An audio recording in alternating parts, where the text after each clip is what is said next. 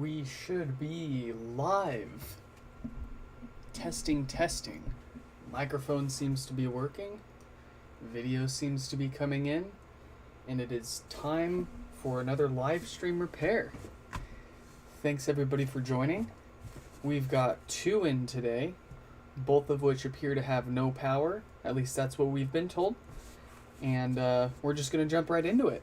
So we've got our first pod already out here from Jonathan. Again, they said that it's got no power, but we're going to go ahead and plug that on into some power really quick just to be sure. Just got that plugged in, and indeed no signs of any response, and about 6 watts being pulled at the wall. So far seems to be the same typical no power issues caused by a shorted diode on the amplifier. But we're going to crack that open and see if we can't get that fixed up. If you want to know more information about all the repairs that I do, want to figure out how to do it yourself, I've got diagnosis and repair steps and part numbers that you need to get most things done on my website at nixfix.com. Feel free to check that on out, and if you want to get yours sent in for repair, you can shoot me an email from there, and we'll get your pod all fixed up for you. I also have a limited selection of parts available, so go ahead and check that on out. Got the display cover off easy peasy.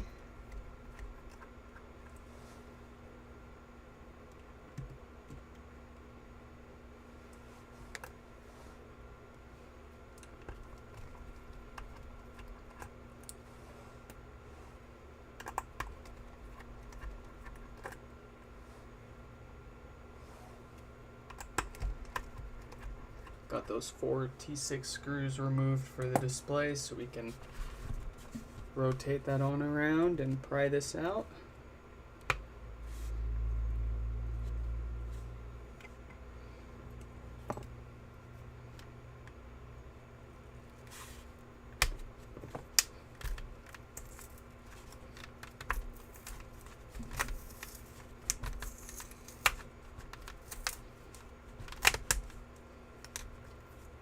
Easy peasy. Let's get that display disconnected and set it to the side. Touch up some of that adhesive in here, just so when we go and throw this back together, it's already done for us and ready to slap back down. And let's go ahead and take this plastic frame here out now. Just those 6 T6 screws in here.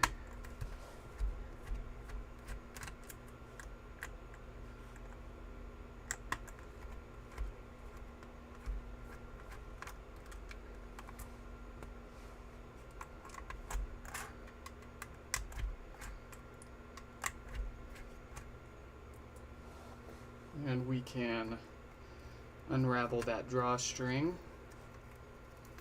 so that we can pull this mesh down a little bit and get this frame out of the way.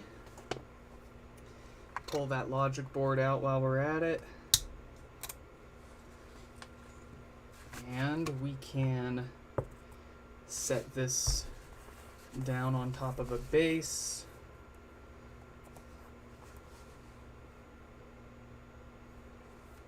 Pull that mesh on down, revealing the covers for 9 more screws. So let's go ahead and pop those rubber covers off, get those screws taken out.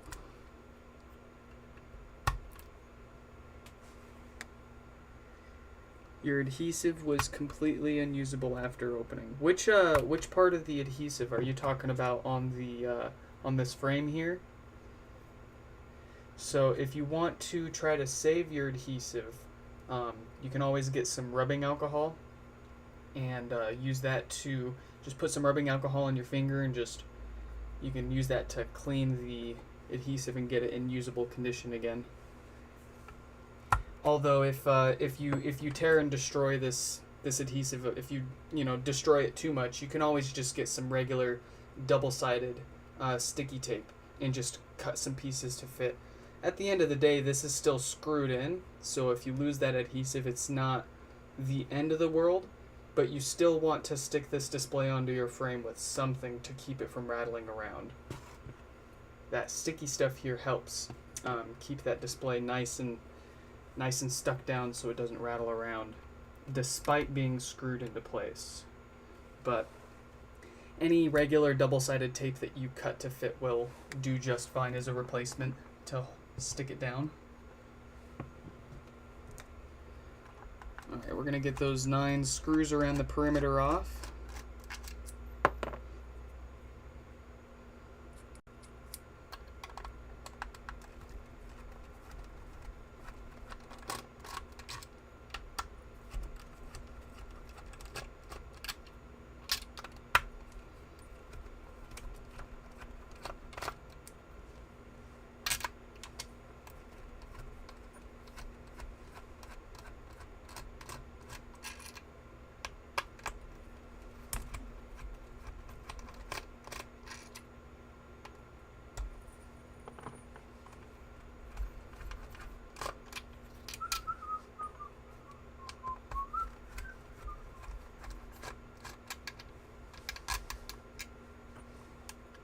Last screw before we can start prying this basket up.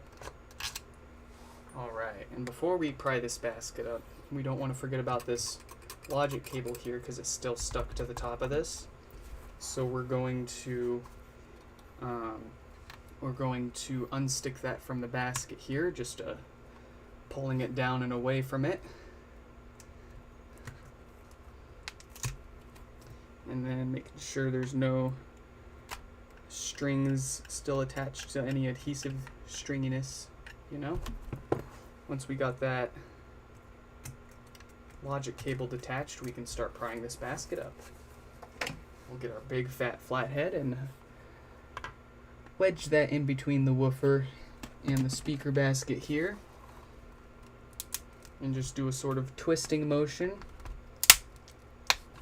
all the way around, get that broken free from its adhesive coil.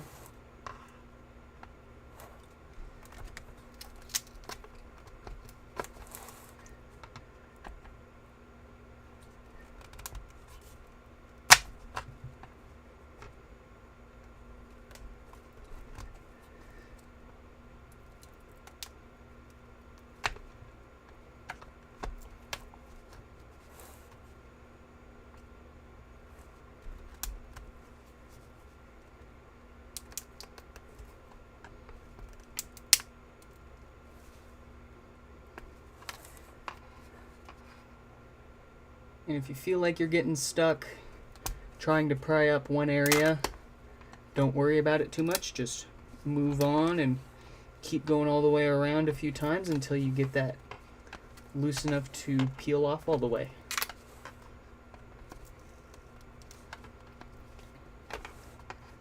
Just be careful when you're going around near this logic cable here that you don't stab and damage your logic cable. I do sell replacements of these cables. They're not that cheap. But you have been warned. Be careful with your cables. I will sell you a replacement, but it won't be very cheap. I think I'm asking $25 or $30 right now per cable. And that's just simply because these get damaged so often by others when they try to take their own apart. Stock on them. I can stock them, but they're just really hard to get in good condition. So I will lower the price on those soon, but for now there's just more demand than I have cables for, so I have to unfortunately price them accordingly. Alright, we got that basket pried off. Let's go ahead and take this woofer out now.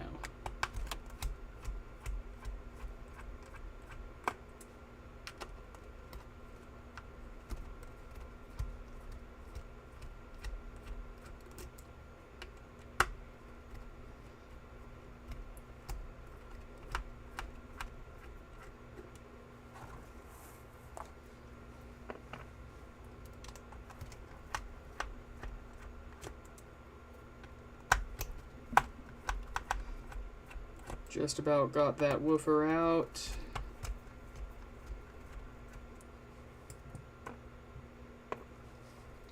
Gonna lift this straight out. Make sure we get that logic cable again out of the way. We can unplug that woofer from the board down there. And there's our subwoofer. So, good to check the condition of that speaker while you've got it all apart. It smells good. It feels nice and smooth when I push it down gently. And if I look into the inspection port there, I can see a nice vibrant copper color on that voice coil in there. So all signs that this woofer is in great condition still. We will set that to the side. Push this logic cable and its grommet through this plastic ring here. And then unscrew this plastic ring so we can get this all out of the way.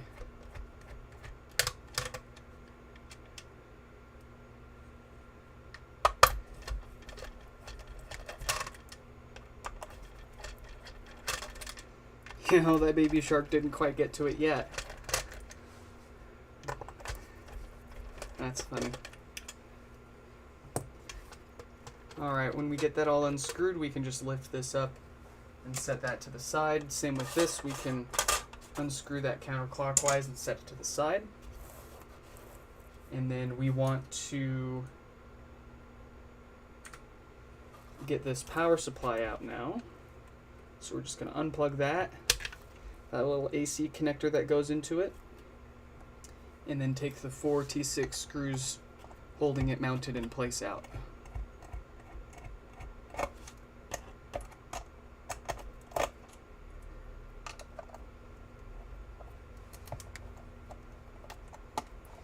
Sometimes they can get really aggressive with that thread locker on these power supply screws, so and it's oddly inconsistent.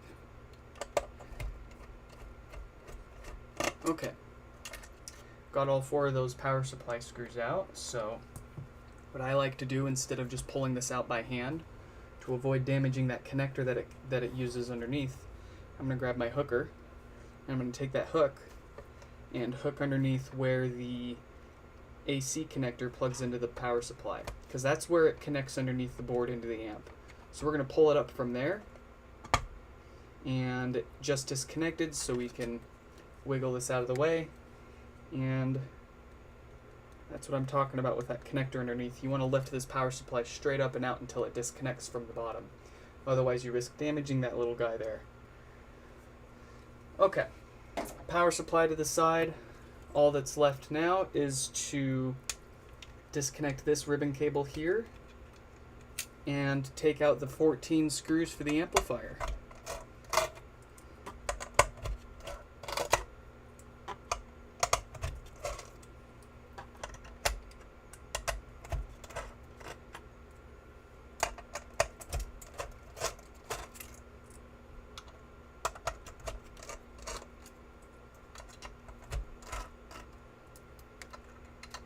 Be mindful with your screwdriver as you're taking these screws out around the amplifier. You don't want to pry and bend into those tall cylinder-shaped capacitors that stick way up off the board. You don't want to bend those and create more work for yourself, yeah?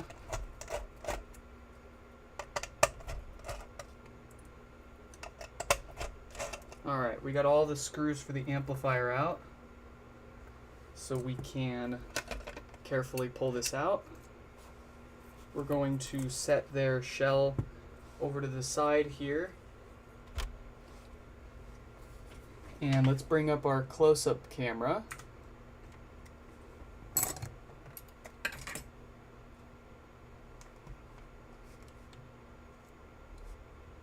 Alright, so if we look around the amplifier, I'll go ahead and show you where the primary usual culprit is located.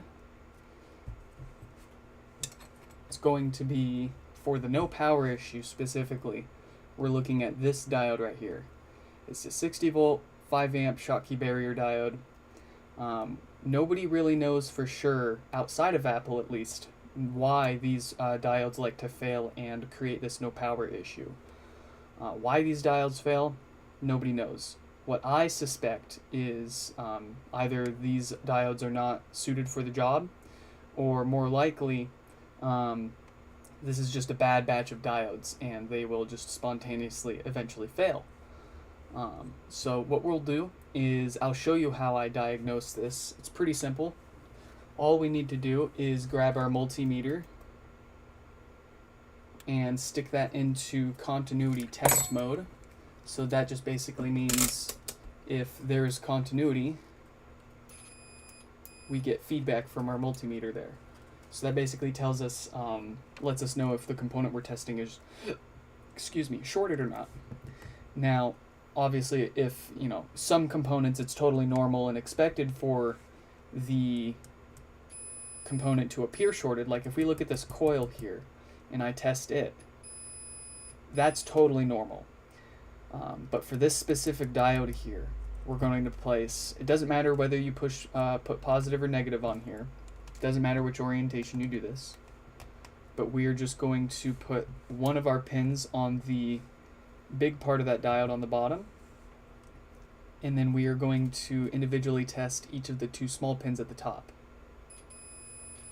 And no matter which of those two pins we test, this diode shows that it is shorted. So with almost absolute certainty, we can assume this diode is the source of our problems here. If we take a closer look at that diode, on the bottom there's a date code, 1746K. Almost every single time when I see this failure, the date code on the diode is 1746 or 1748K. I haven't seen other date codes fail yet. So generally, if you see 1746 or 1748K when you're working on your pod, you should just go ahead and replace this diode even if you don't have power issues. I mean, in general, you might as well just replace this thing since we don't really know for sure what causes this thing to fail. You may as well replace them while you've got it apart. All right, enough rambling. Let's talk. We've talked the talk. Let's walk the walk. We're gonna grab our hot air, crank that up to the max at 500 degrees Celsius with medium-high airflow, and we can throw some flux on that diode to help pulling it off a little easier. Personally, I don't feel like this makes much any of a difference when you're pulling it off, but more power to you if you want to. And we're just going to heat this sucker up and pull it right off.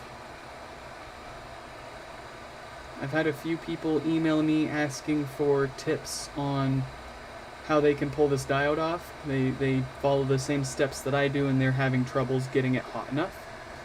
What you can do is flip the board around and heat up that area of the back side of the board for 15-20 seconds, and then quickly flip it back around and heat up your diode until it falls off, or until you can pull it off. The board is going to want to act as a heat sink and pull all of your heat away, so you're kind of fighting against the board's natural tendency of cooling your components down. But we got that old diode off without a problem, so we're going to pull out a fresh new one.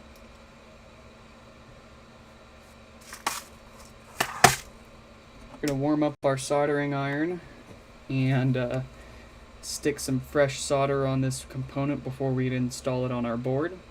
And that specifically is called tinning. Is when you apply solder to your board or your component before you go and actually, when you're just coating it with some fresh solder, that's just called tinning. So we are going to tin this diode before we install it.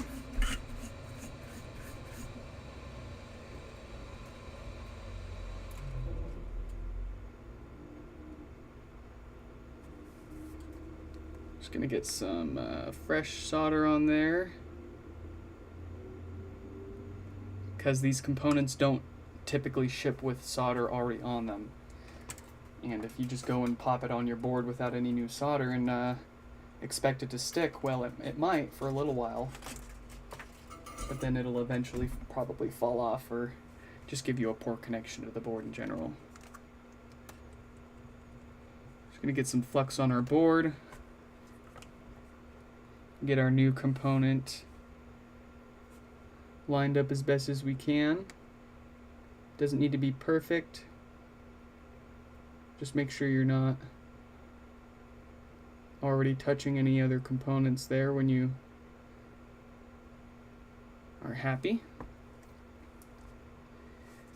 See that? So it's not perfectly lined up, but it is about centered on all the pads. So now we can take our heat and reflow that into place.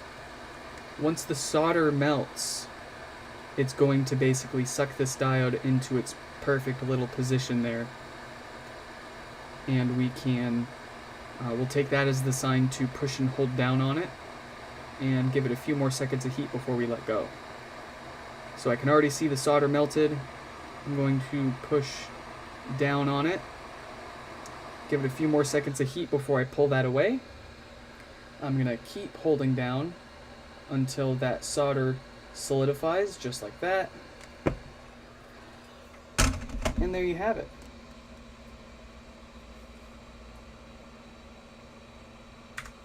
So, before we willy-nilly drop this amplifier into the HomePod and call it a job well done, we want to throw this together on the test bench here really quick so that we can connect a subwoofer with some test leads up to it and check out our DC offset.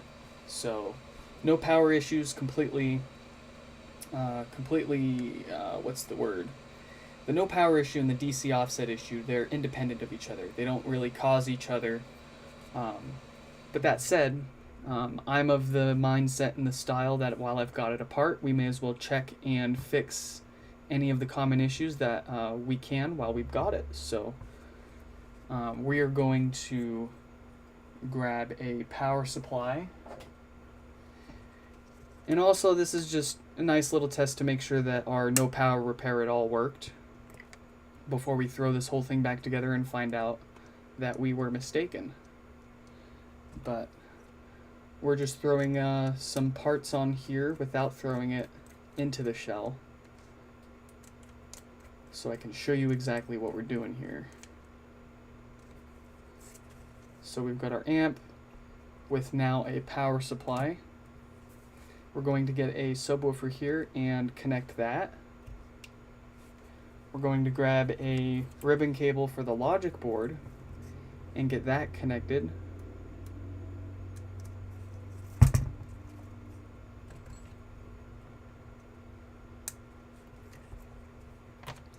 We are also going to grab a good working logic board that's got a display already on it. This is one that I've already got pre-configured and set aside just for testing these sort of things. Let's get our multimeter's leads. We're going to set the multimeter into DC mode, DC voltage. And we're going to connect our multimeter's probes to that subwoofer that we've also got connected to our amplifier. And the goal of this is to basically measure how much DC is being produced by the amplifier and being sent into the woofer. Like I said, the no power and the DC offset issues, they're two independent issues. No power is caused by the shorted diode, and DC offset is caused by failing capacitors on the backside here. The DC offset stuff can cause problems with your subwoofer popping or outright blowing the subwoofer entirely. It can cause death farts and crackling sounds in the bass. But it's not like a failure that generally is like a showstopper. And by that I mean people oftentimes are able to continue using their HomePod without maybe even noticing some of these issues. So what we're going to do is power this up with all these parts like this and measure the DC offset, if there is any, with our multimeter connected to the woofer. And that'll tell us, well, let's just plug it in and I'll show you, we'll see. So let's get our power here.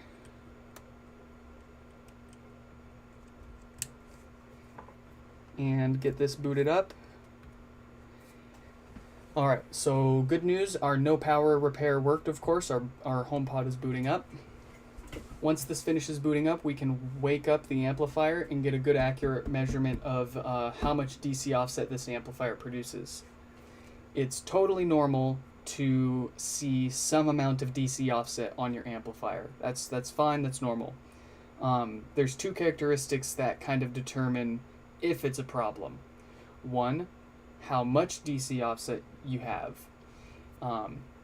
Anywhere between like 10 and 50 millivolts of DC is totally fine and acceptable. If you see more than 50 millivolts, that would be cause to repair and replace those capacitors on the amplifier. The second behavior is if the DC offset itself is steady or not. And by that, what I mean is when you first wake it up, it may show only 5 or 10 millivolts of DC at first, but if you let it sit there for a few seconds, if it's rapidly growing and it grows from 5, 10, 15, 20 millivolts and it continues to grow, that is the second symptom of those capacitors on the back of the amp going bad, producing DC offset, resulting in popping, death farts, crackling, what have you. So I think we've talked our heads off enough about that. Let's go ahead and wake the amp up and see if this amplifier has said DC offset. Alright, so I heard the bump coming from the subwoofer, so our bass is working.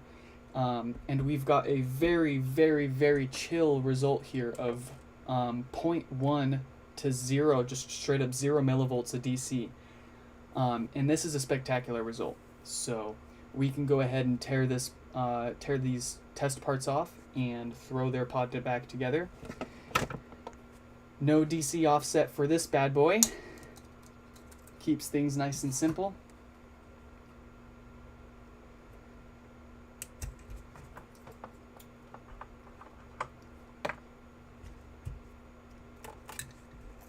Let's go ahead and just, like I said, tear off all these test parts, and then we can properly put this back together before moving on to our second pod for repair today.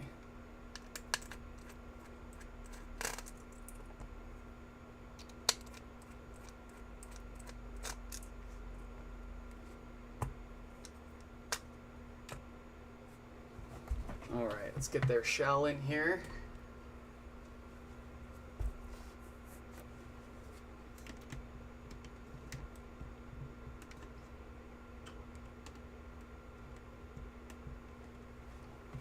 Let's drop the amplifier back in.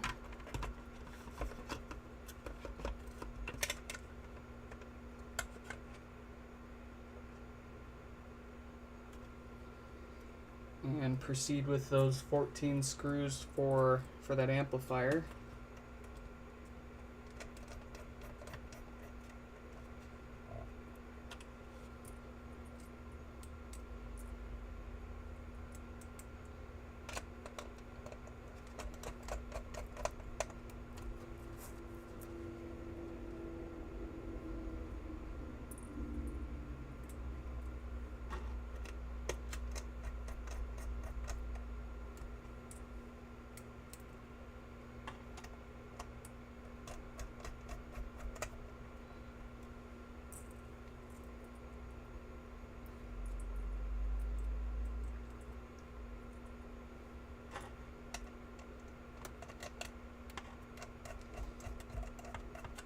Yeah, do not be fooled by Baby Shark's kindness and soft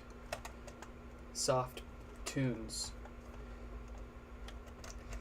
Baby Shark can attack at any time. Fight back.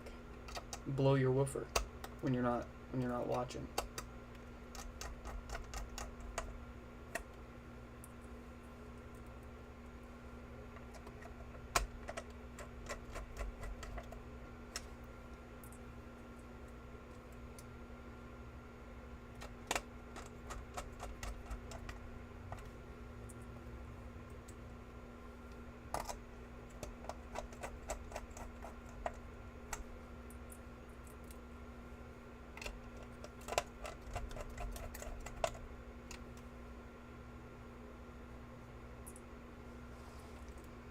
Yeah, the mini is not the same. There is just absolutely no comparison.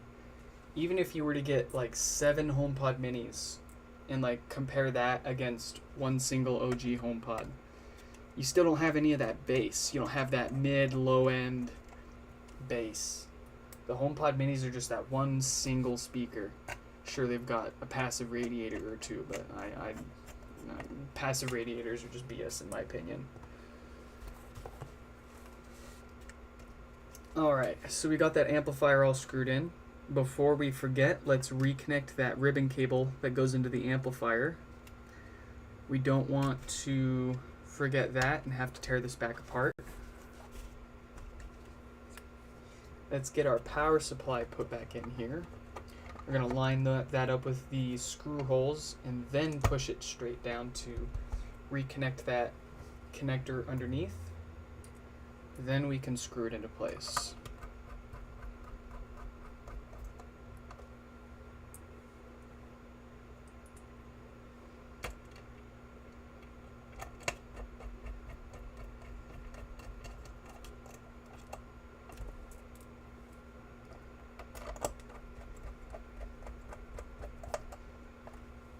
That isn't to say minis don't have their place. The mini in and of itself is a rather fantastic little speaker. But when you're comparing it to the original HomePod, it's just not. There, you can't compare.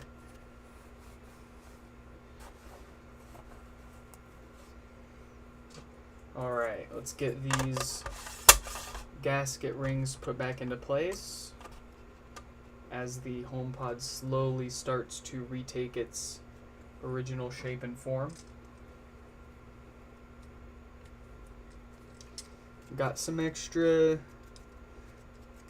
flappiness here, and I'm going to want to cut this excess off so it doesn't interfere with the way that this seals back up. So I'm just going to grab my little X-Acto knife here and just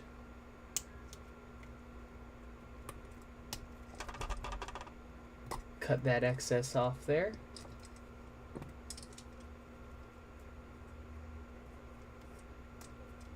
There we go.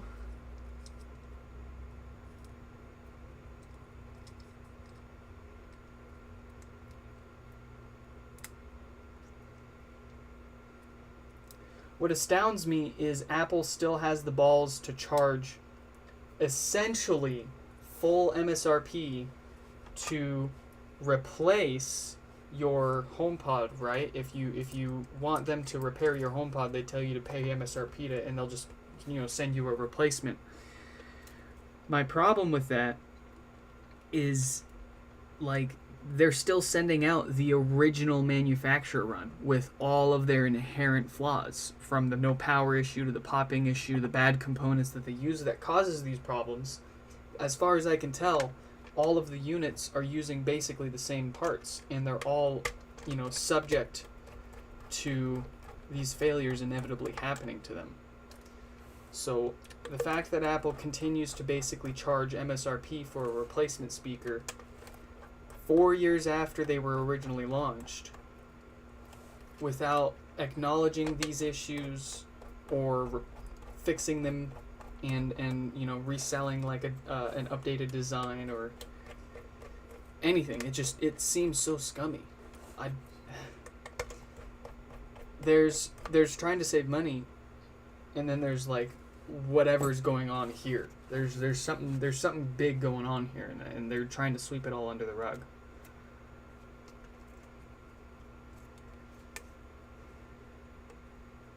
Absolute madness.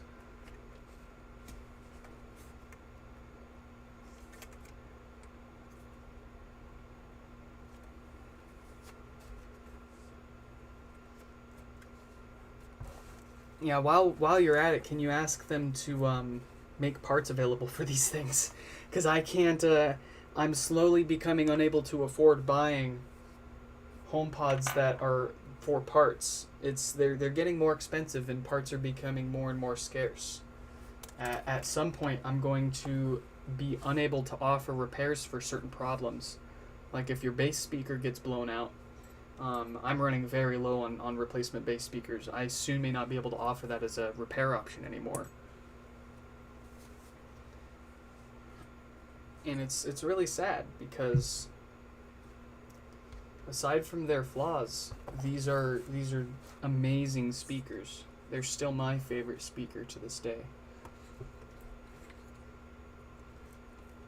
Such a huge missed opportunity.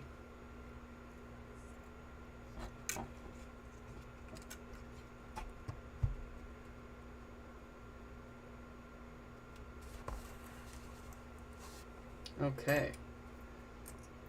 Let's get this subwoofer screwed down.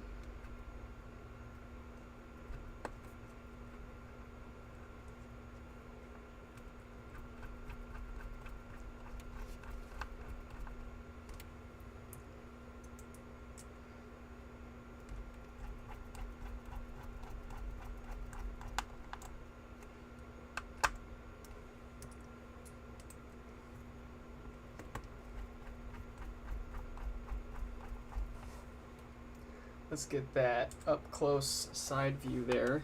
There we go. Now you can see what screws I'm messing with. Yeah. Get that multi-camera action.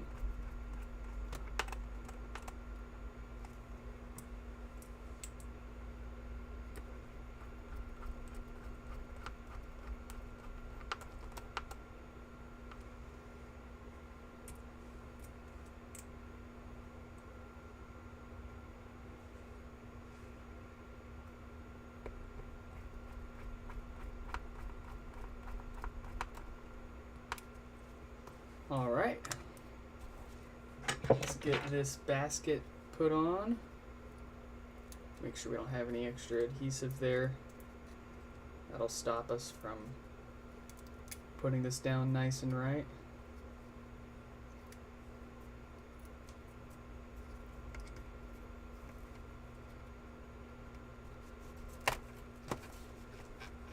It feels like something's keeping it. What do we got here?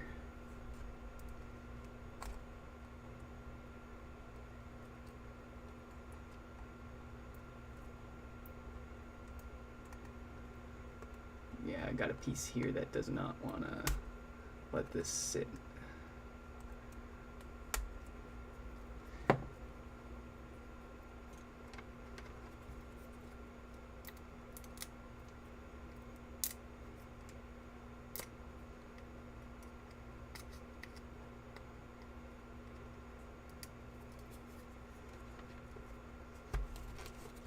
There we go. Sits nice and flush now. So let's stick that logic cable back into place so it doesn't rattle around. Screw that down.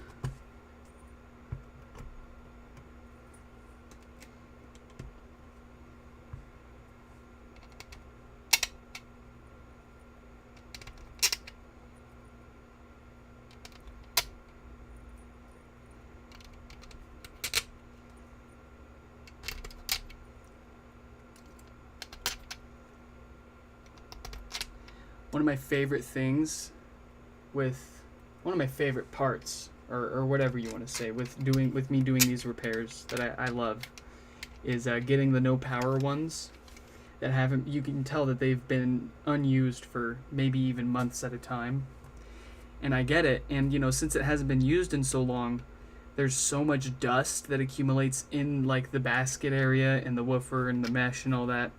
And when I get them first booted up and producing sound again for the first time in a while, and that bass speaker moves, you just see this plume of dust like exploding out of the HomePod for the first time. It's quite a sight. I've been trying to capture it on camera, but it doesn't show up that well. But that's got to be my favorite thing with getting these fixed up and working again. Kind of like seeing a corpse taking its first breath again, and when they exhale they let out a whole bunch of like bugs and crap from being buried for so long.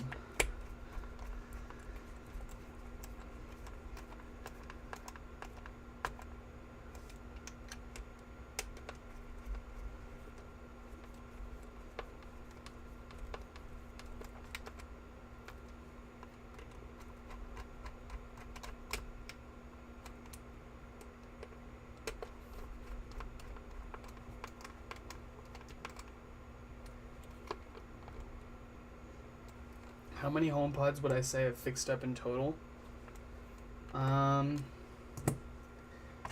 So these are how many HomePods I've fixed just for no power. So however many diodes you see in here is how many I fixed just for no power alone.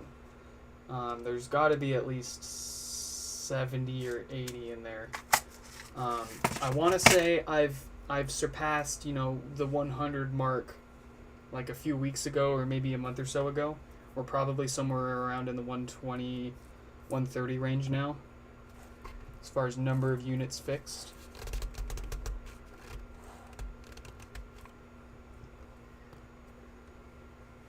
I haven't been keeping great track of them, to be honest.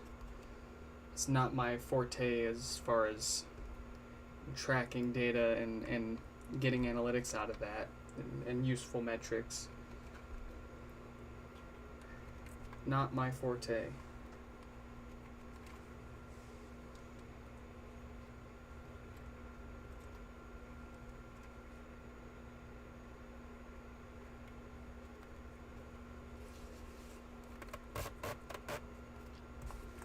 Alright, that's getting close to buttoned up, so let's get the logic board put back in.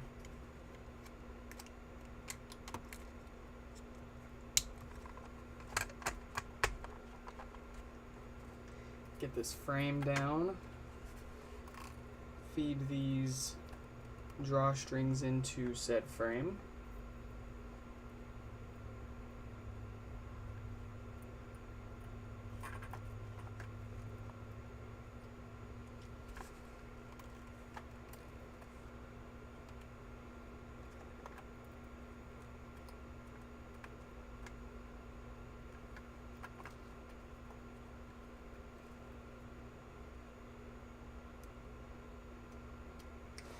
The mesh is not airtight or dust proof or any of that. It might block a little bit of the dust from getting in, but don't let their marketing and fancy words and all that all that talk about the mesh fool you.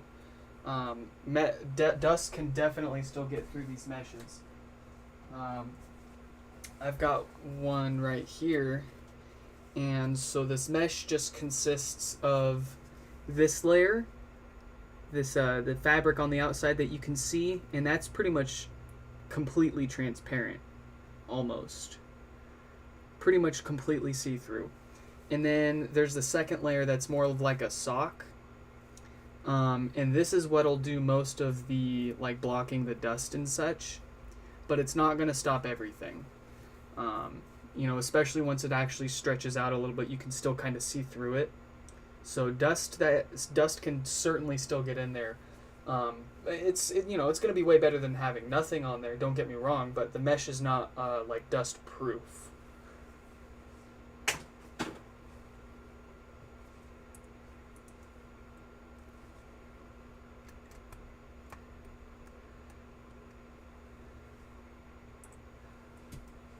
I'm curious how dusty. Yeah.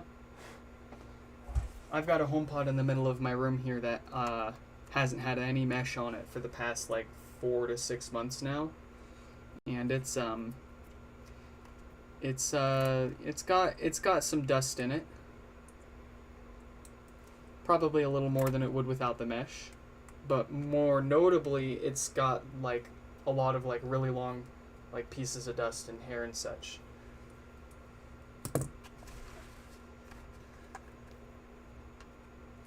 Alright, time for the magic trick.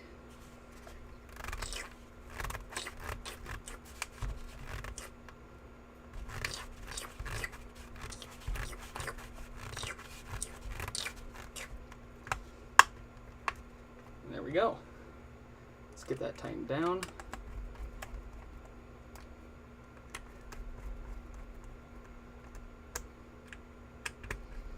Oh, if you're tightening these screws down for your frame here, and you get like pretty tight, and then it like feels like it snaps, and then it tightens down a little more, that's totally good. That's fine. That actually means that your frame wasn't perfectly like lined up, and it sort of snapped into place as you were screwing it down. Totally fine. You didn't strip or break anything. Okay. Let's get these drawstrings taken care of.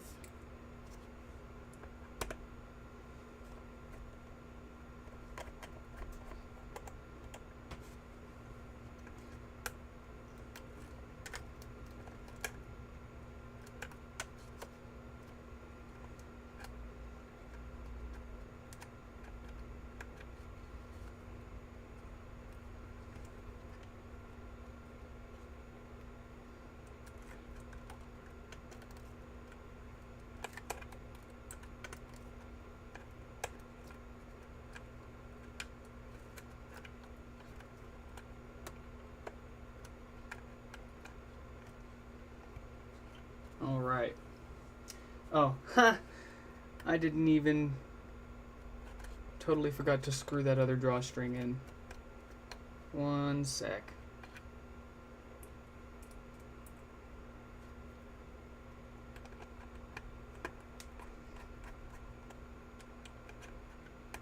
There we go.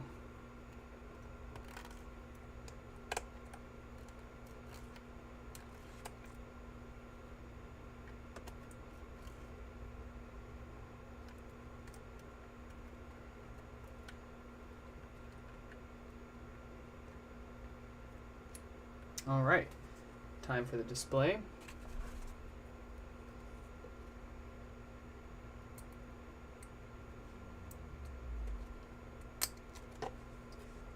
Get that lined up.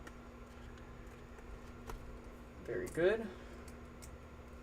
Screw this display into place, and we've got one part left before this is all ready to go.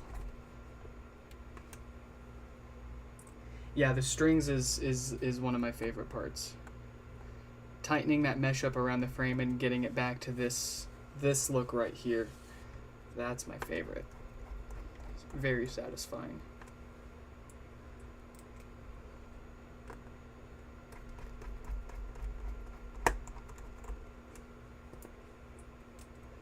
The last screw.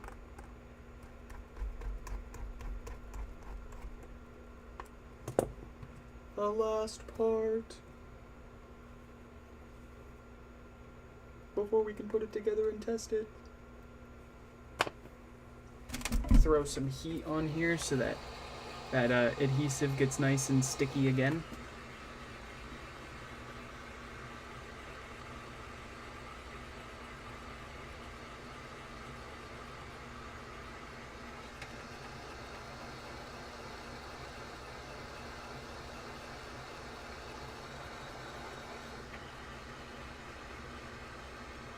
Alright.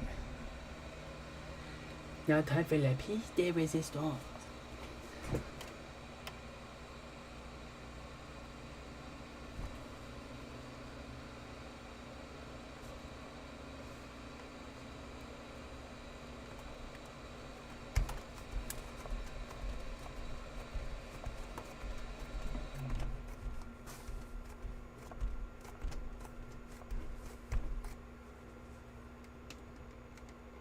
Alright.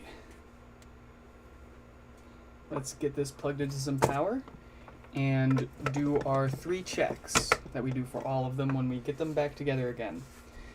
Does it power on? Does it produce sound? And do the volume buttons light up nice and even? Let's find out. And the verdict... We've got power. Let's give that a chance to boot up, and we will check and make sure that our volume buttons are lined up nice and neat, and that, of course, we've got sound. Had big problems putting that plastic thing back on. The plus and minus were always a bit off. Yeah, that'll happen to you. Let me grab a part here and show you how I do this, how I put this guy back on. So, you got the top of your HomePod, right? You've got it all back together. You've heated up your parts and you're ready to sandwich them back together and close this deal up and be on with your way. So you see how there's this like gap around the top here with no adhesive? So we're basically going to line up the edge of the adhesive on the display with the edge of the adhesive on our top here. At the same time, we're also going to orient this so that when we flip this down and push it on, the plus and minus are lined up. And how I do this, how I get it lined up perfectly every time, is I'm actually looking at the HomePod kind of straight on like this. And I'll set the display down as best as I can. I'll line up the positive button to the positive on the display, and I'll slowly hinge this down. I'm keeping an eye on the other volume button here. As I set this down, I'm using this volume button that's closer to me as reference to line that one up. So basically, if you get your positive... I'm having Wi-Fi issues. So basically, if you get one volume button lined up, set this down, and then hinge it down, all you have to do is worry about lining up the other one as you set this down, and you're looking at it kind of like at this angle. And then you can, before you firmly press it down, look at it straight down from the top and see if you've got it centered this way, and then you can push down on it. That's the best advice I can give for getting these two pieces back together. I suppose it might just take a little bit of practice to kind of get the feel for how you set that down and line them up right, but at the very least it's relatively easy once you pry this off for the first time to just pry it off again and try realigning it the second time. But in case you didn't hear it, we've got sound now. There's a problem with the Wi-Fi. And I'm having Wi-Fi. our volume buttons are lit up nice and even. So this HomePod is all fixed up and ready to go. Without further, let's go ahead and unplug that from power. Set it to the side. And break out our second pod for repair today. This one comes from... oh gosh, whose is this? Two different names that starts with a J today. Oh, Justin. That's right. So this pod comes to us from Justin, and it also has no power. So let's find out if we indeed have no power here.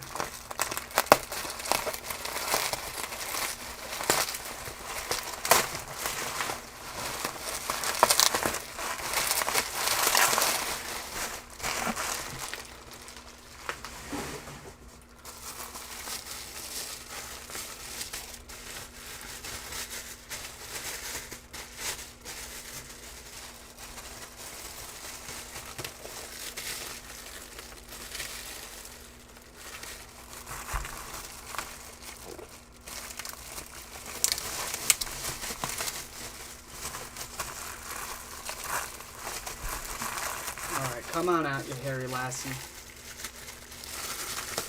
There we go.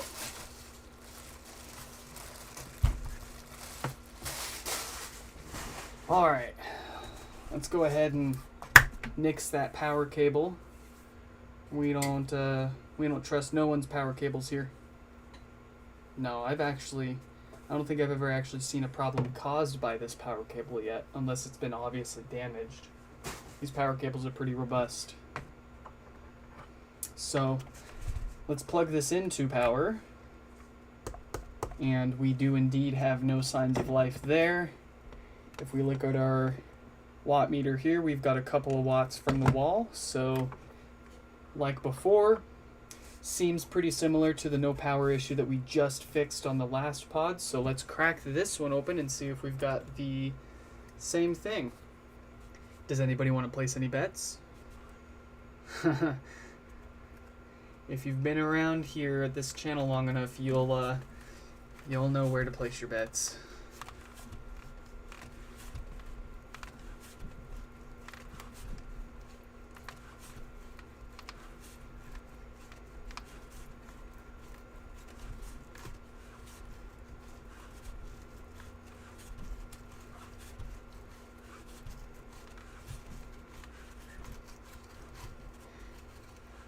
Be free!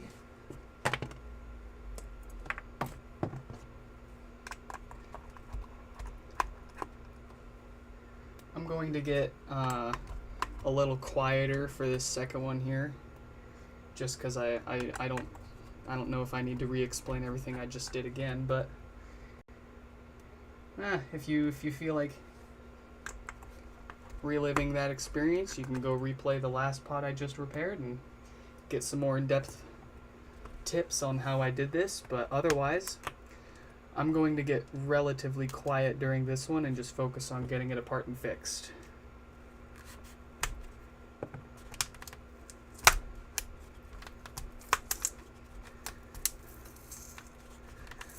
Unless, of course, Jellyboy9 GD in brackets says hi, in which case I, of course, say hello right back to you. Welcome to the stream.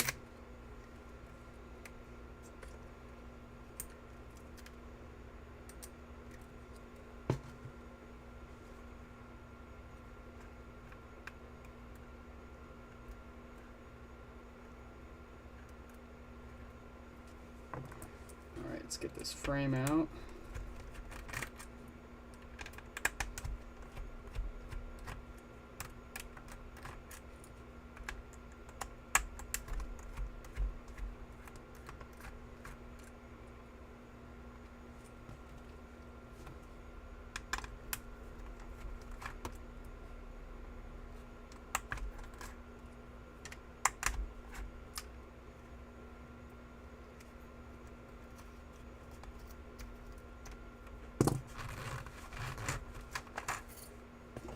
Logic board.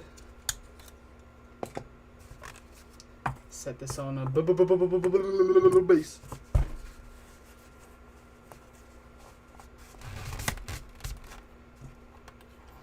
Get that logic cable removed while we're thinking about it. Yeah.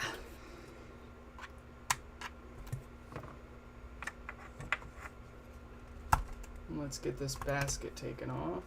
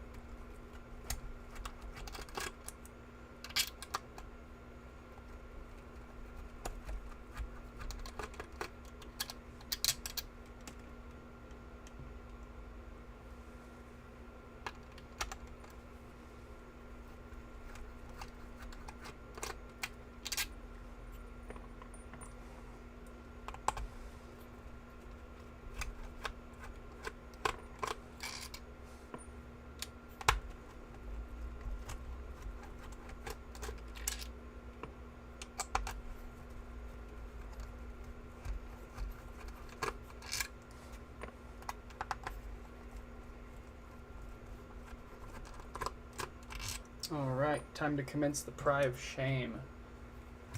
Get our big fat flathead and go to town.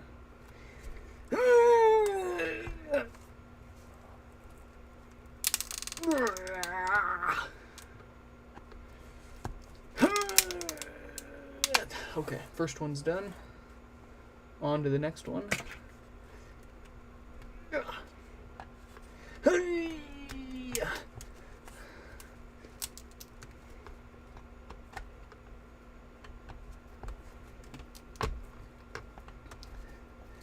Alright, this one's playing tough guy.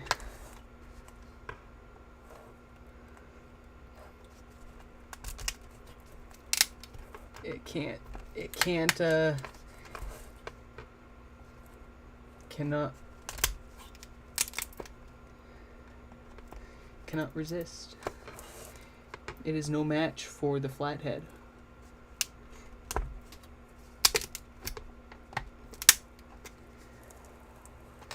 What is my information on getting repairs? You can email me at unbendablestraw@track44.moe. I've also got my email address on my YouTube channel. If you just go to my YouTube channel's like about page or whatever. You can also just go to my website, nixfix.com or homepodrepair.com, and I've got my email address up there too. So just shoot me an email, briefly letting me know what's going on with your pod, and I'll let you know if I can fix it, how much it would be, about how much. Why does Apple use adhesive for this part versus screws? They're using both. They're using adhesive and screws for this part. I think it's just a nice little bit of redundancy. So the adhesive here, I don't believe has anything to do with the sealing of the speaker. However, if that there's a rubber gasket underneath this, and I believe they glued this together in the event that that rubber gasket starts to fail, that the adhesive will kind of act as like a backup. Or they just did it to be a bunch of dicks and make repairs more difficult. Who knows? Only Apple knows. And Apple won't tell us. Well, maybe they will. Maybe one day. But that's the dream.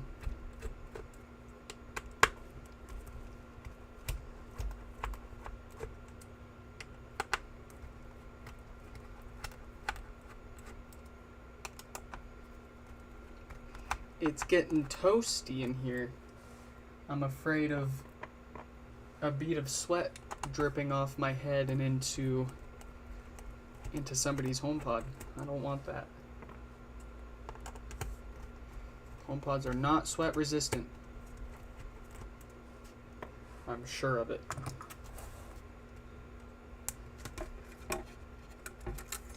Woofer is free.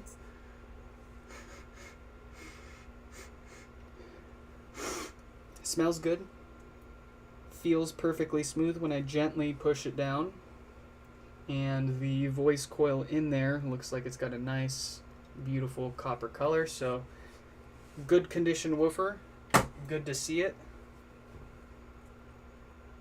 Let's get these parts out of the way now. Yeah, don't be afraid to smell your parts.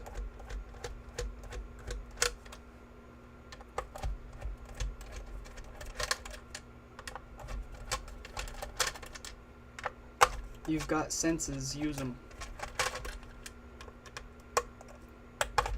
You may not have all your senses, but you've got some of them, and you can use them.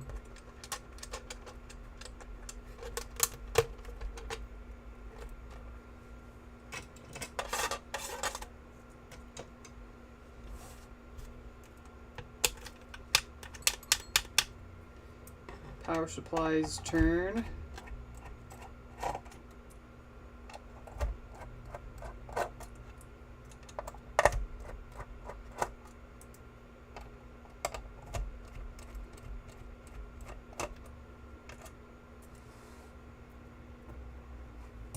Get that power supply out of here.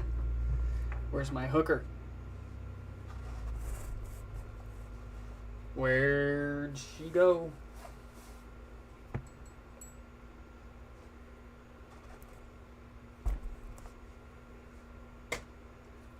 Alright, we're doing it old school style. We're just gonna carefully pull this power supply straight up. There we go. No hooker needed. I don't know where my plastic tool went.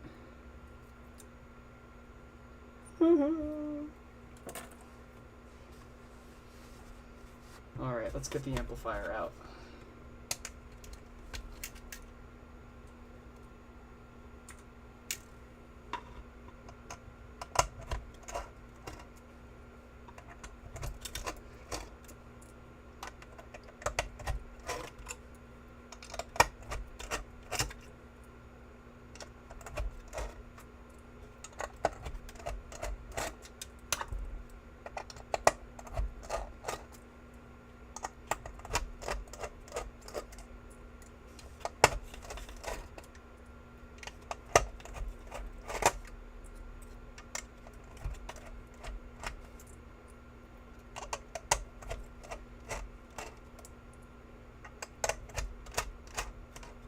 one more screw for the amplifier. There we go. Excuse me. Get this amplifier out. Shell to the side. All right, what have we got here? What have we got in here? Where is it?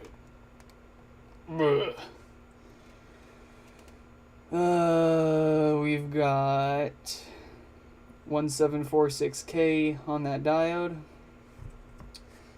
All right, for posterity, we'll go ahead and test that diode.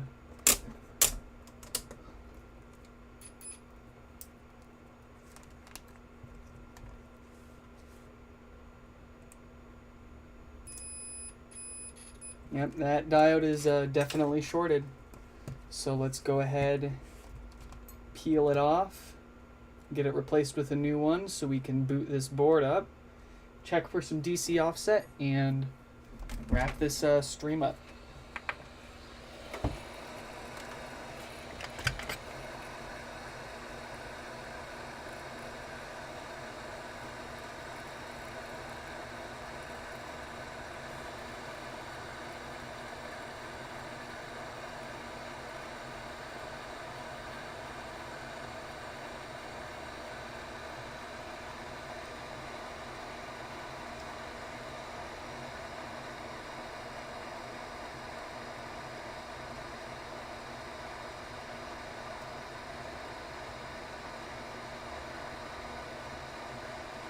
Oh yeah, this one's putting up a fight. Oh, there we go.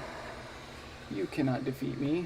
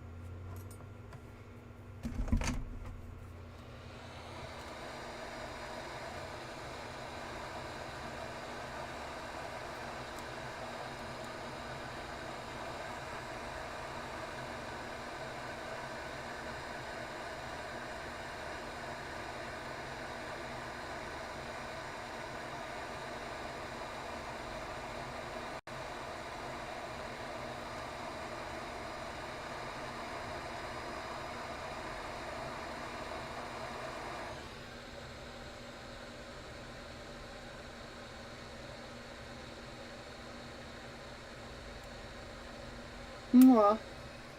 Got him. We got him.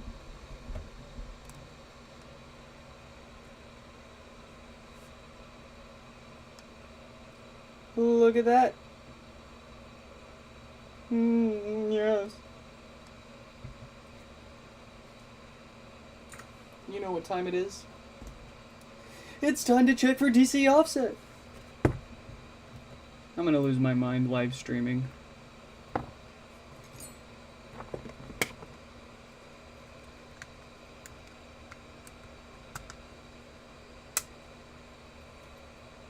In case you haven't noticed by now, I'm not exactly the most charismatic streamer.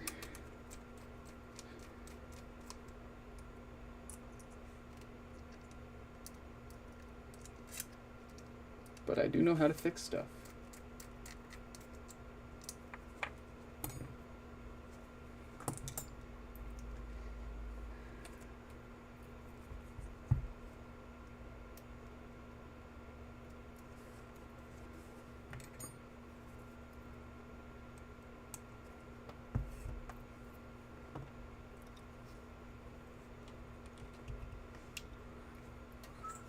Get that multimeter switched over to DC offset mode. What is up? Jelly Boy is back. What is up? What is up? Welcome to the live stream repair. We're just testing our repair here. We want to make sure that, of course, we can power this up now. But we're checking mostly for DC offset here now,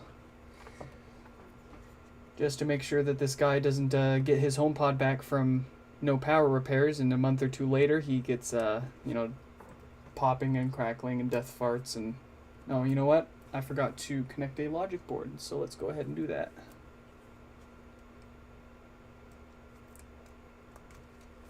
There we go. Now, without further ado, alright, no power repair worked, it's booting up. Of course, we'll give this a second to boot up before we wake up the amplifier and check for any DC offset there.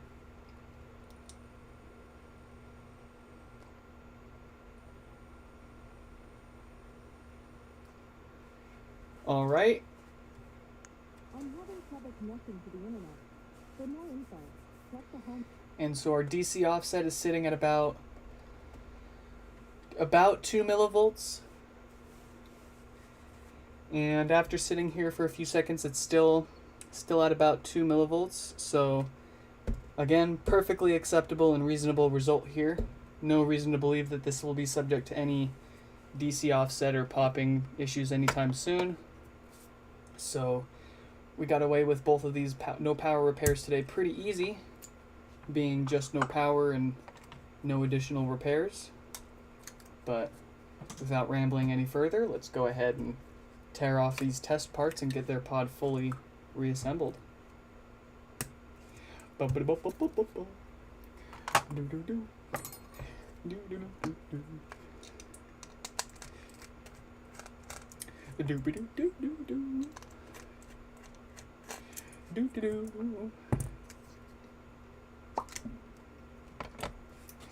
Where's the shell?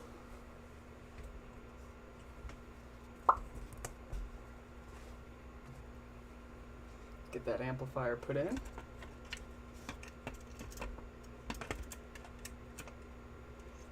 And now for the arduous task of 14 screws for the amplifier.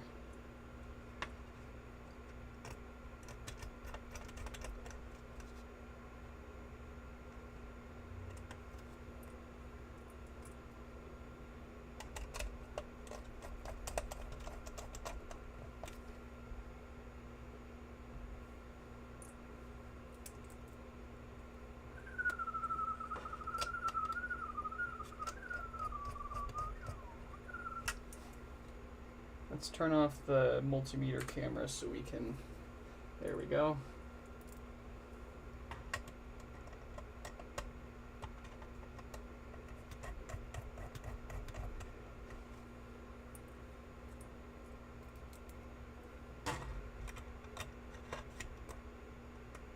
Yeah.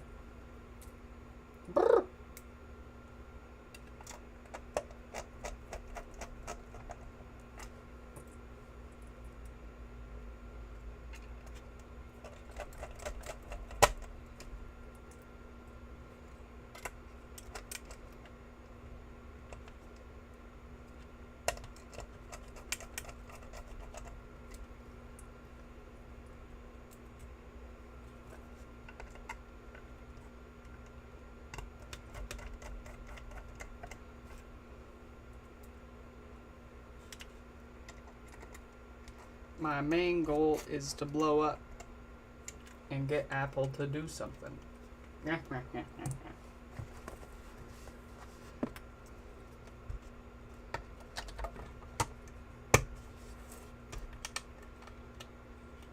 And act like I don't know nobody.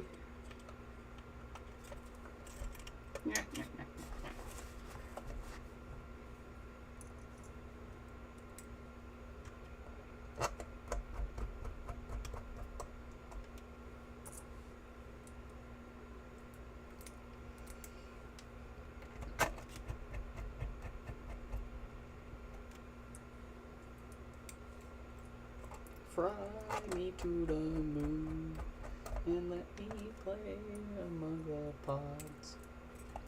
Do do do do.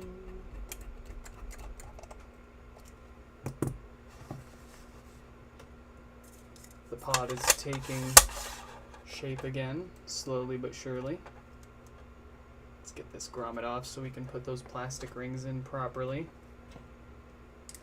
Do we have any adhesive on here that would interfere with it sitting flush? Yeah, we got a little bit right here.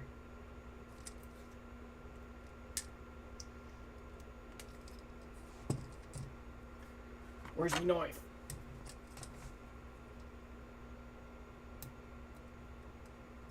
There we go.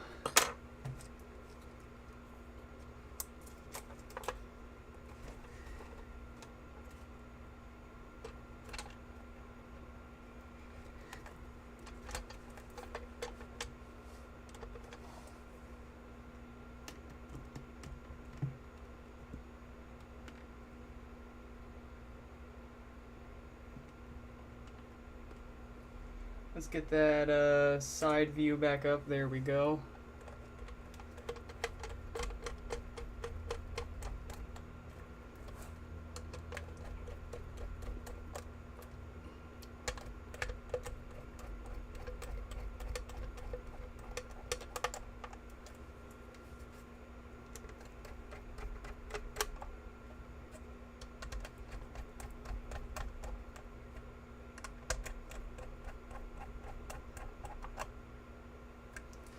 Very good. Where's that woofer? Woof.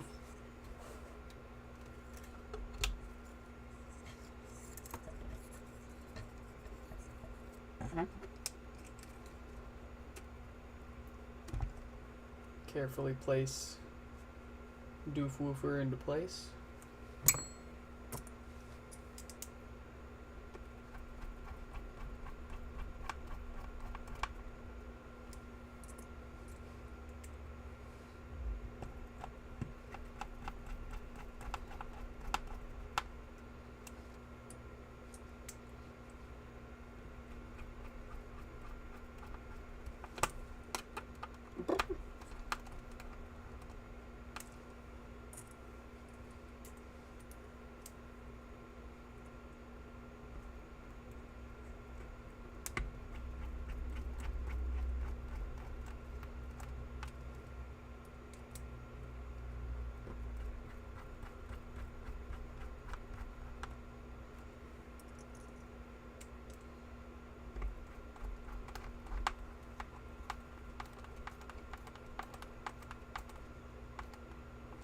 All right. All right. Chef's kiss.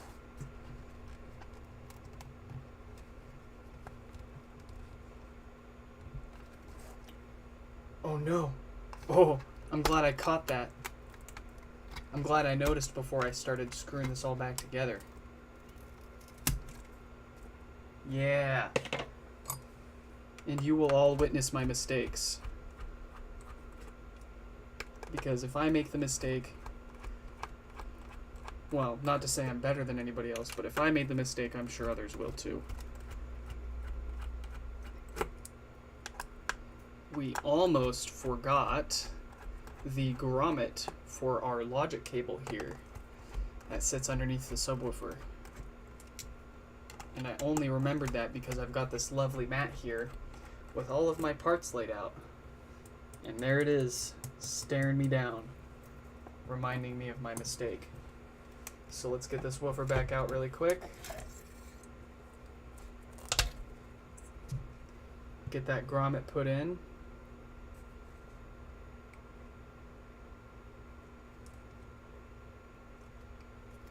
Better sooner than later.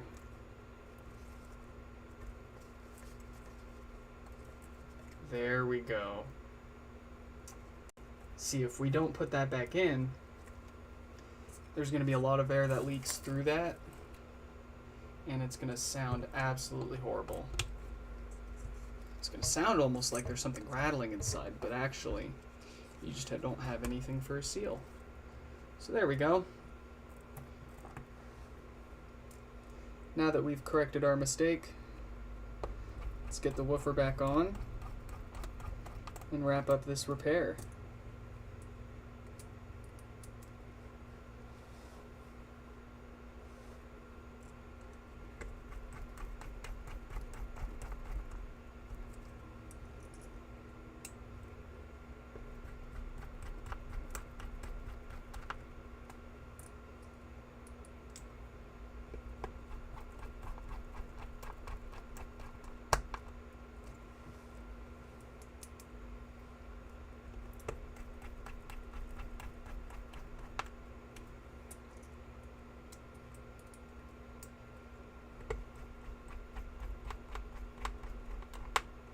Alright, now we can get that basket on.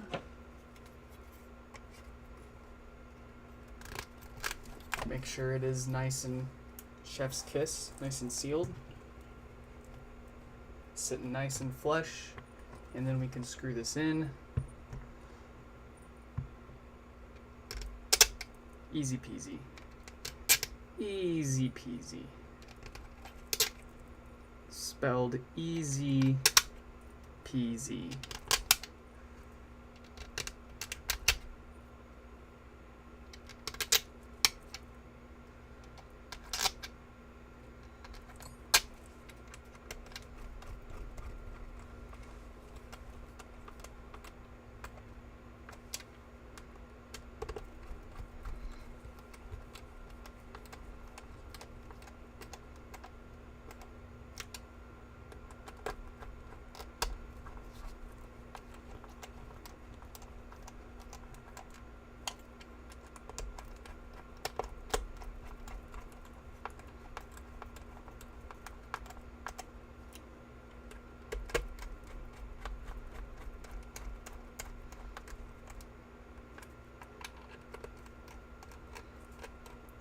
Come on. There we go.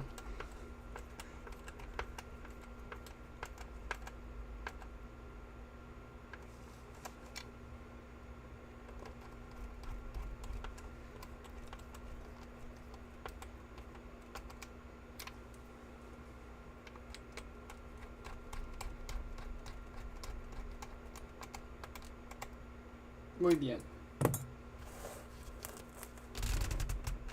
Oh, almost forgot one screw. There we go. Easy peasy.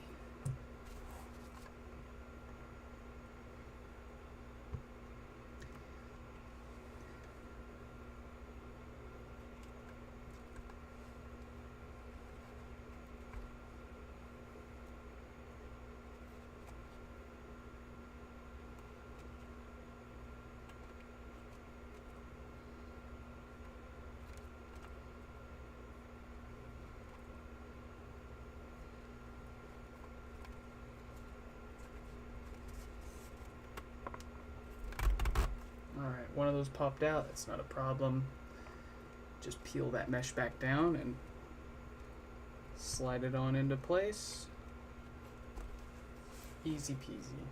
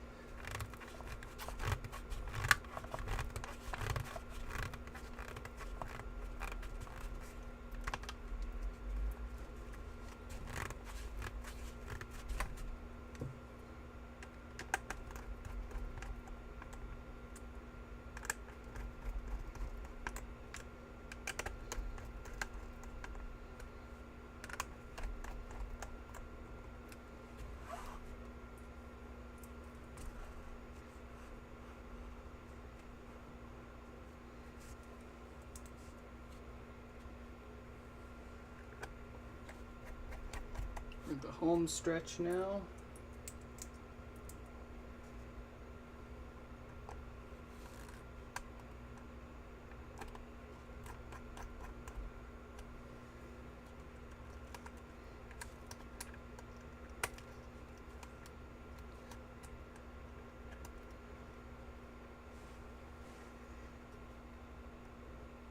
If I find a dog hair later, sorry. That's good. I have come across my fair share of various animal and human byproducts working on these. Luckily nothing that's really concerning or biohazardous, but yeah, I've come across my fair share of hairs working on these.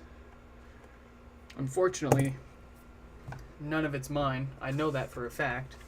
I'm bald. But at least I don't have to worry about my hairs getting caught up in people's pods, reassembling them and sending them back, you know? Nice little perk. Being bald.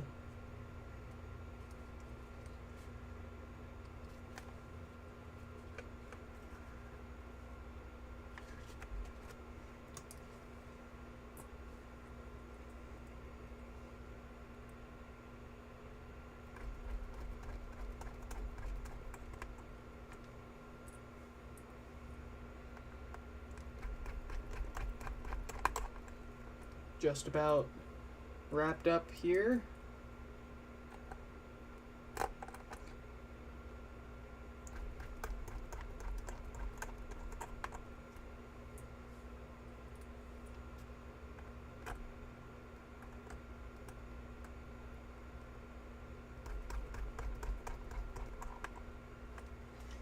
All right, you know what time it is.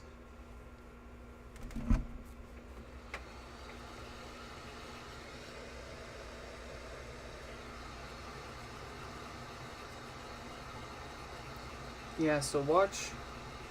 Let me see if I can get a good camera angle of how I do this for you.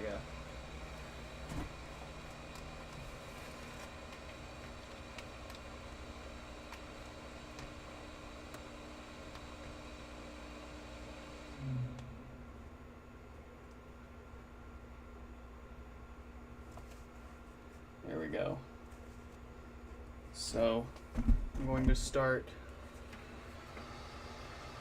by heating this up.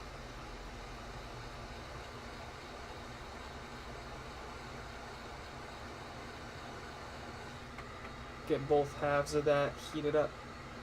Get that adhesive nice and soft and sticky again.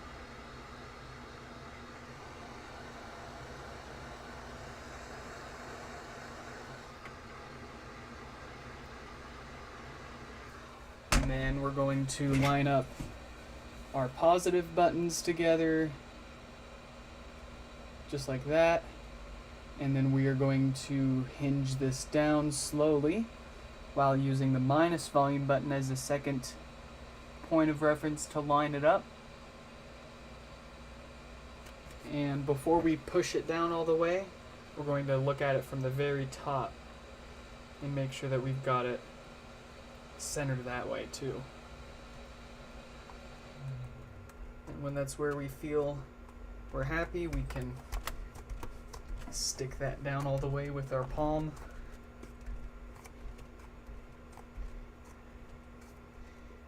And that's all there is to it.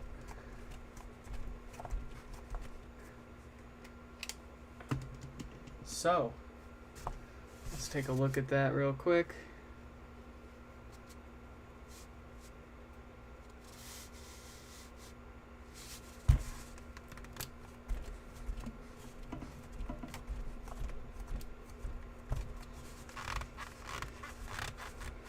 All right, without further ado, let's plug this into power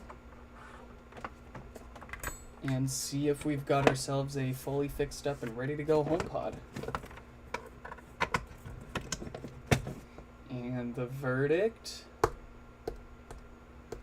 oh,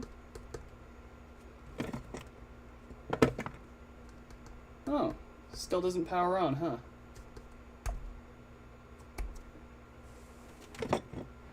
Interesting. Did we forget to reconnect the logic cable inside? Oh man. Let me view my replay here really quick. Could have swore we did. We got that reconnected.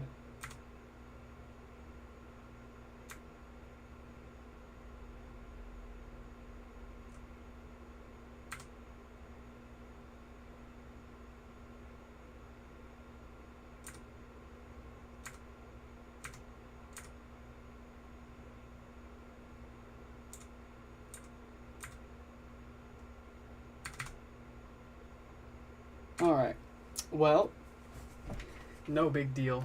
This has happened to us a few times before. Always good to have mistakes happen on stream so I can show people how to approach them. So we thought we fixed it. If you remember, we actually had the amplifier out of the pod and we were able to power it on after we confirmed and repaired the no power issue. So, most likely, I simply forgot to reconnect a cable on the inside here while I was busy talking and hollering. So let's crack it back open really quick and see if I am correct. Sure, it sucks that we gotta, basically crack this all the way open again and undo all of our work, but what else can you really do about it, right?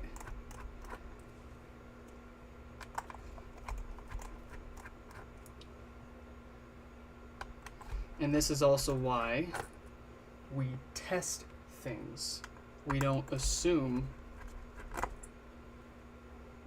that just because we did something, it's going to work the way we expect.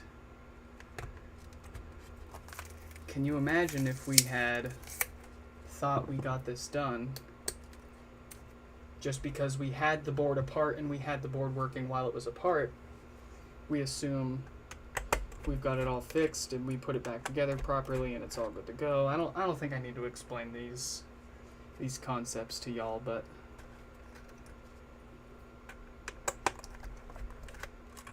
doesn't make it suck any less.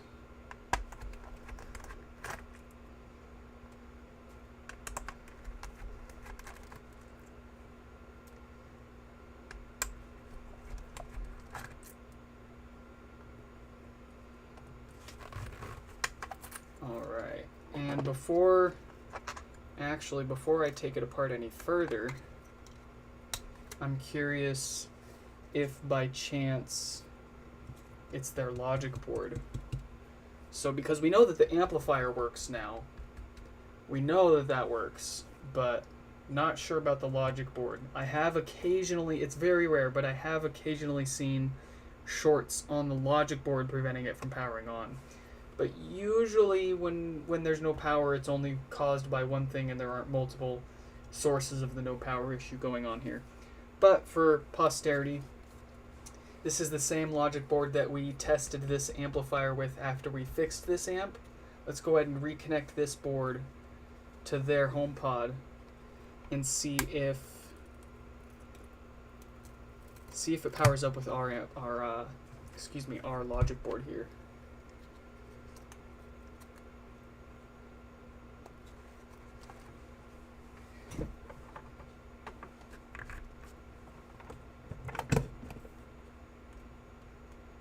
And it does not. So, alright, well that's good. That means that we don't have a busted logic board there, and most likely we just forgot to reconnect something inside.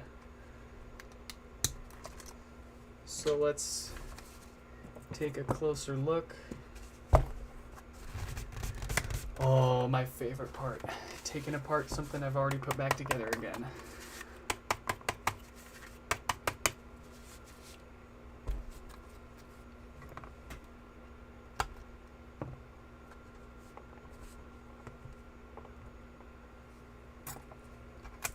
At the very least, all the hard work is already done. We don't have to go in here and break this ridiculous seal again. Also, how ironic is it that we made not one but two mistakes on the same HomePod here? We forgot that grommet. We probably forgot to reconnect this logic cable. What are the chances we made We made a mistake on the same pod. 2 different mistakes.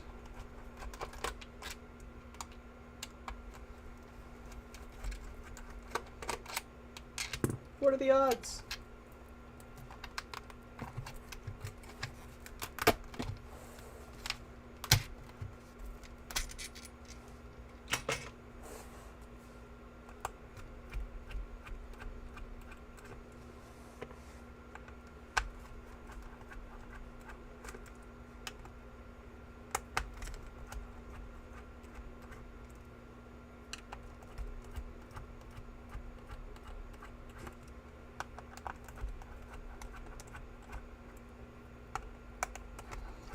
Alright, we're going to lift this woofer out, and that cable is going to be disconnected, and we're going to be all good. Look at that, what did I tell you? Ah! Disappointed!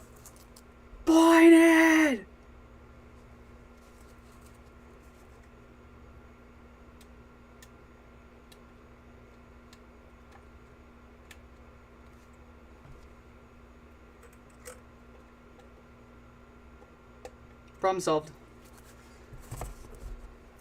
Crisis averted. Everyone go home.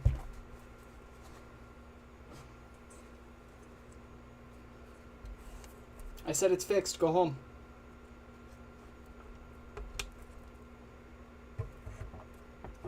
Go home. Drink some water. Go to bed. Take a nap. Come back later. Alright.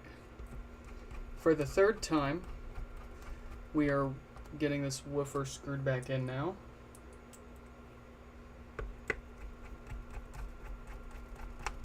Let's go ahead and bring that side view back up. I know everybody loves that side view there. It's a very good looking, it's a very good camera angle if you ask me. That is a sweet camera angle. Such a good camera angle.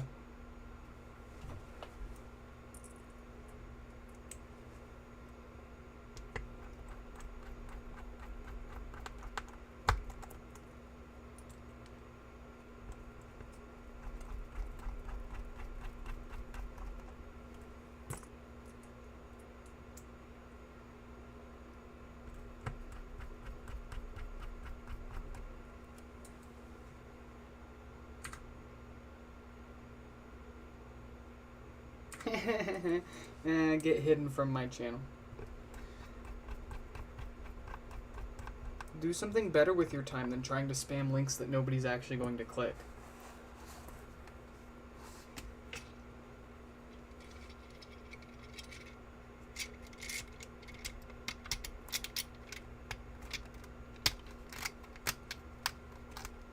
Yeah, they're not even advertising anything good either.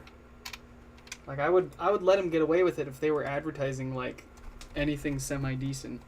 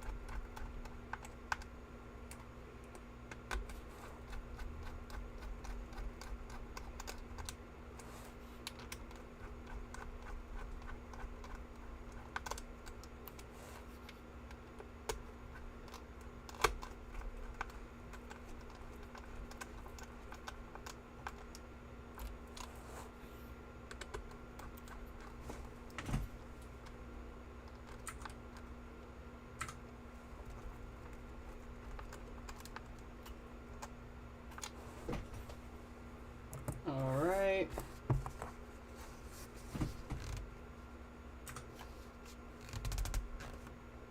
Let's see.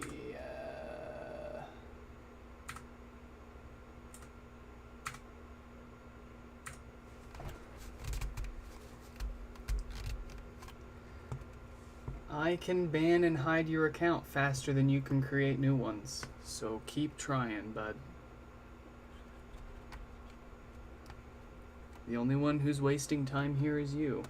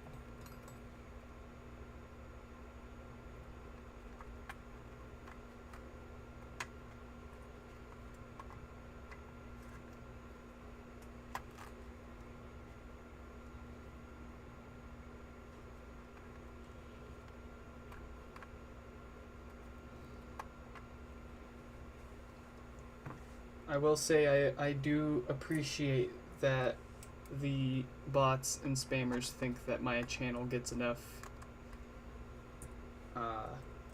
attention and viewership to warrant being spammed in the first place. Thank you guys.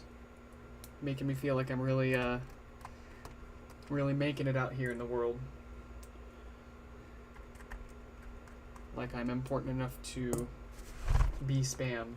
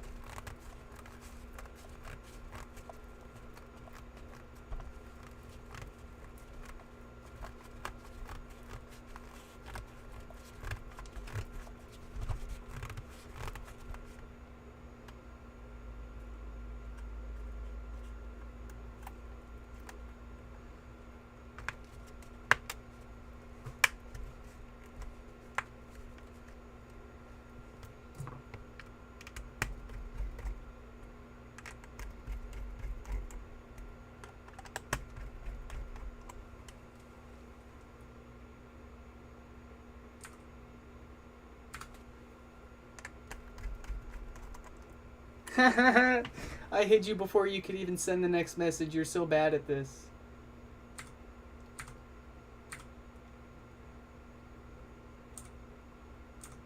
If only YouTube could do something about this. It's not like it's their platform or anything. They can't, like, fix this.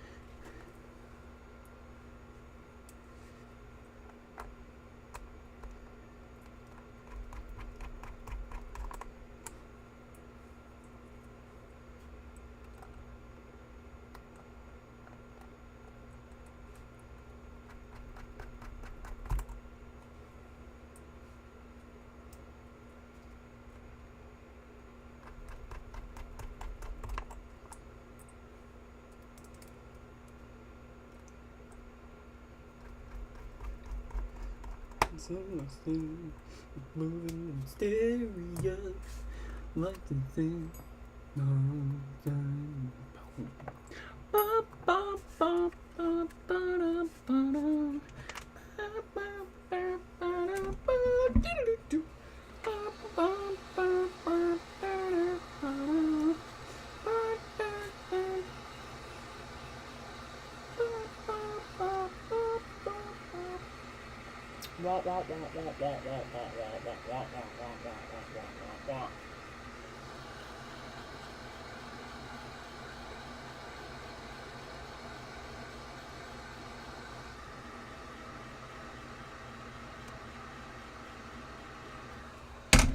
All right, set that on down, nice and level, careful, easy, easy, careful, careful, easy.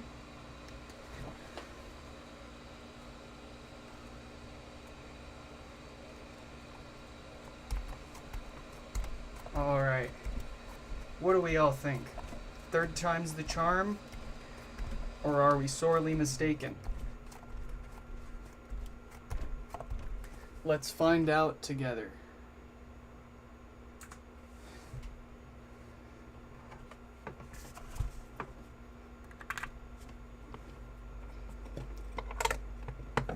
And the verdict is... Ho ho! We got it powering on. Very nice. Let's just give that a chance to boot up, of course, and we'll do the usual checks.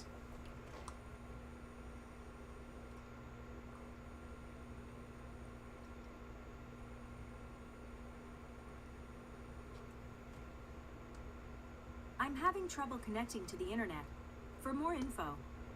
I'm having trouble connecting to the internet. All right, volume buttons line up nice and even. We've got both of our pods fixed up today. 2 for 2. I mean, minus little snafus we made here on the second one here, but everybody makes mistakes. And I'm glad you guys were here with me to, well, witness them, I guess. I don't know. Hope you all enjoyed this live stream repair. Hope I gave you all a little more insight and helpful tips on taking your own apart and fixing them up. If you have any questions, feel free to leave them down in the comments or visit my website, nixfix.com. I've got a whole bunch of information there on how you can fix your own HomePod, part numbers and diagnostic steps, as well as how you can mail yours in to me to get it repaired. So that's all for today. Tomorrow, I have this iPhone 7 Plus that we originally attempted to replace the screen on, and we ended up actually damaging the flex cable for the front-facing camera. I mean, granted, this was the first time I'd ever taken one of these apart, and I was trying to be careful around that cable, but I didn't notice exactly how it goes together, and well, now I know. But tomorrow we will be finishing up the repairs on this 7 Plus. We've probably got some more HomePods coming in too, and got some other interesting projects also coming in the mail. So stay tuned for those, and I'll catch you all in the next one. Goodbye.